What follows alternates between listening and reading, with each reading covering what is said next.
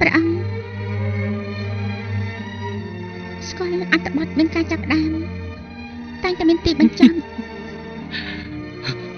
ពេលសម្ចារនៅក្មេងបានត្រឹមខូចចិត្តពេលនេះសម្ចារយល់ហើយផ្កាក្នុងផ្ទះរងទៅតាមពេលវេលា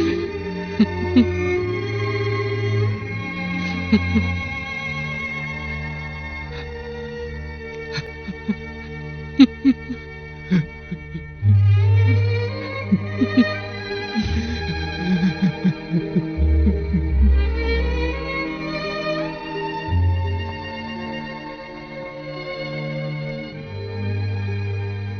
្រះអង្គលីវិញផ្សព្វផ្សាយបញ្ជារបស់យើងក្រាបទូលម្ចាស់ស្ត្រីធ្វើខ្លួនមិនស័ក្តិសមពិធីបុណ្យសពមិនគួរណាស់ដាក់នៅក្នុងចំណោមឋានៈម្ចាស់ស្ត្រីទេរៀបចំក្នុងឋានៈជាអគ្គមហេសីប៉ុណ្ណោះលុបចោលកំណត់ត្រាក្នុងរាជវាំងឲ្យអស់ទៅរូបគំនូរដូចគ្នាប្រកាសគ្រប់ទីកន្លែងត្រកូលអូឡាណាចាក់ចេញទៅហើយក្រាបទូល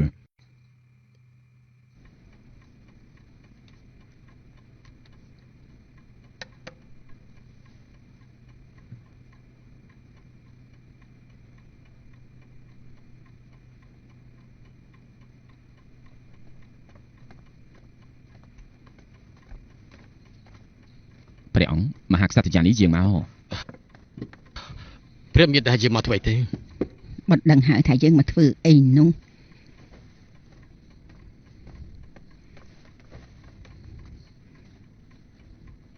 យើងមកនិយាយរឿងព្រះអង្គប្រកាសថាស្ត្រីត្រកូលអ៊ូឡាដាឡាស្លាប់ក្នុងវាំងក្រៅវាំងរិះគន់ខ្លាំងណាស់គ្រប់គ្នាមិនហ៊ានមកសួរត្រង់ទេទើបយើងមកសួរតើមានន័យយ៉ាងម៉េចទៅយូអ៊ីជាម្ចាស់ស្ត្រីតែបុតកែប្រែពិធីបុណ្យសពរបស់នាងថែមទាំងហៅនាងថាជាស្ត្រីត្រកូលអ៊ូឡាណាឡាស្លាប់មិនប្រើពាក្យថាសោយទីវង្គត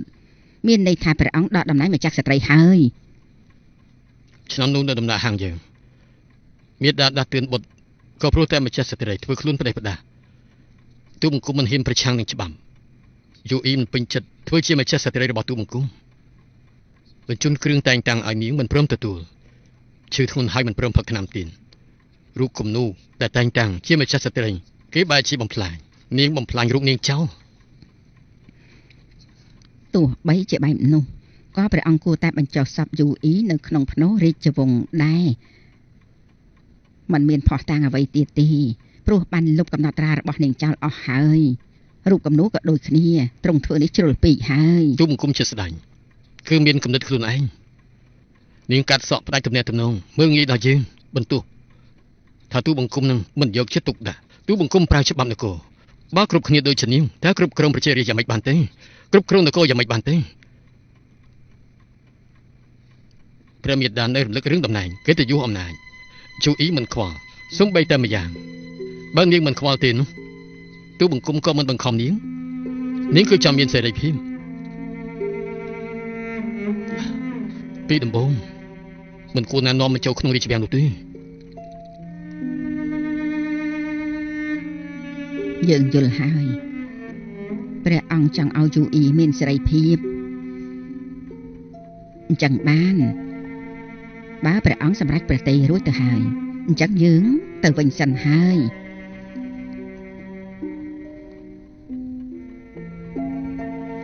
មើលអូ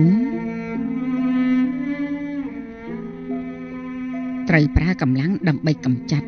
មិនហ៊ានប្រឈមមុខបណ្ណាគឺពិបាកបំភ្លេចរឿងដែលចង់បំភ្លេចបំផុតត្រូវទេព្រះអង្គ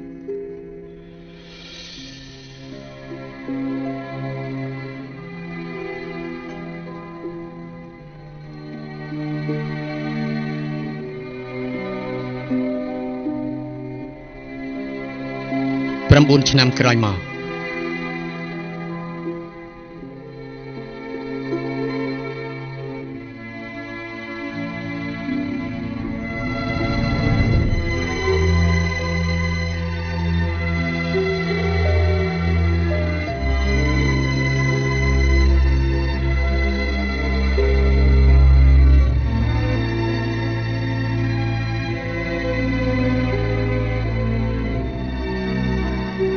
ព្រះអង្គ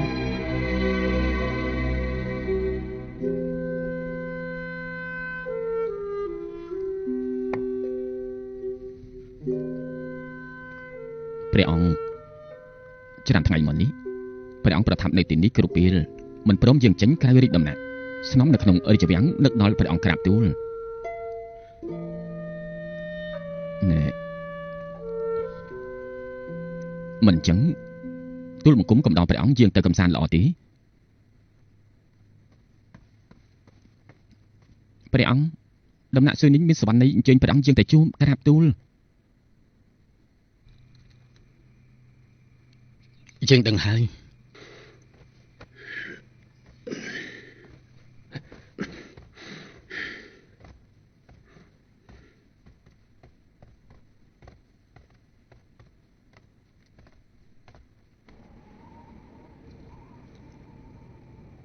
ព្រះមេដាយងយានរៀបអភិសេករួចហើយខ្លាយទៅជាព្រះអង្គម្ចាស់ហើយឆ្នាំមុននេះគេដូចជាមានអ្នកខ្លាំងណាស់ទើបសំជារាជទាយានមែនហើយត្រូវហើយកន្លងផុតទៅ9ឆ្នាំហើយតួនាទីយងយានបានកំណត់រួចហើយព្រះនេនទី7និងទី9សិតតែអភិសេកចេញទៅអស់ហើយចំណែកមហេសីលីងក៏បាត់បង់សតិទៀតសភាពរបស់មហេសីលីងនាងរកបញ្ហាដាក់ខ្លួននោះជាទោសដែលនាងគួរតែទទួលបានគ្រាន់តែយងយានធំហើយមេត្តាបែបនេះមិនគួរឲ្យមើលនោះទេរឿងនេះគួរតែមានវិធីដោះស្រាយទូបង្គំយល់ហើយ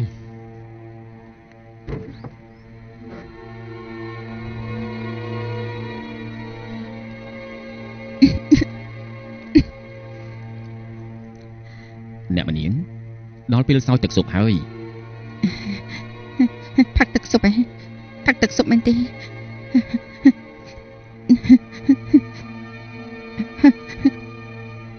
ហុចឲ្យយើងព្រាមមកជឿតមួយ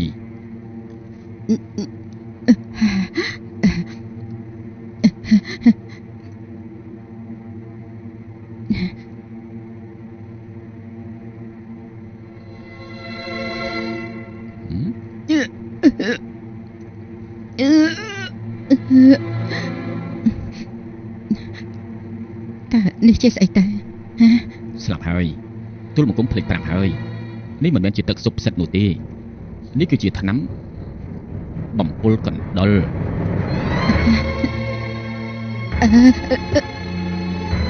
ឯង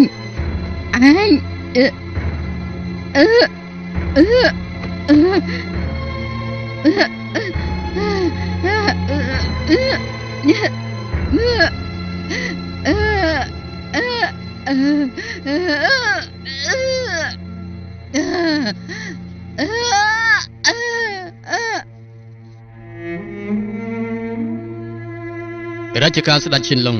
ឆ្នាំទី40អគ្គមហេសីហួងនៃត្រកូលវើយអស់ប្រជជនខ្លាចជាអគ្គមហេសីហួងលីងអ៊ី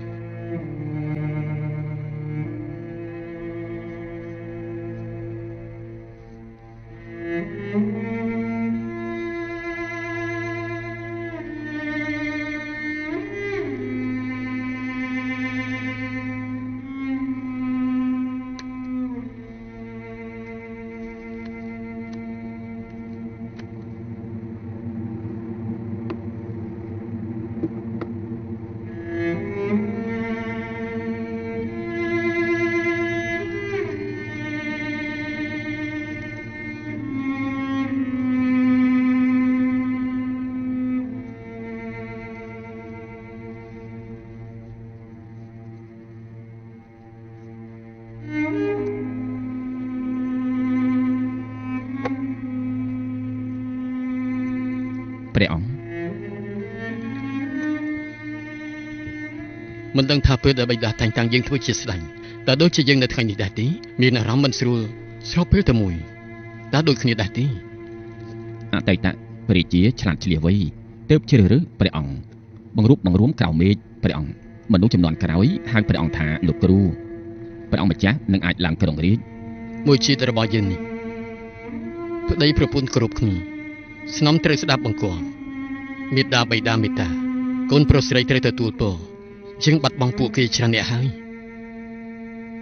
ចុងក្រោយយើង ខ្លាចទៅជាបរិសម្នាក់ដែលឯកោបំផុតលើលោកនេះ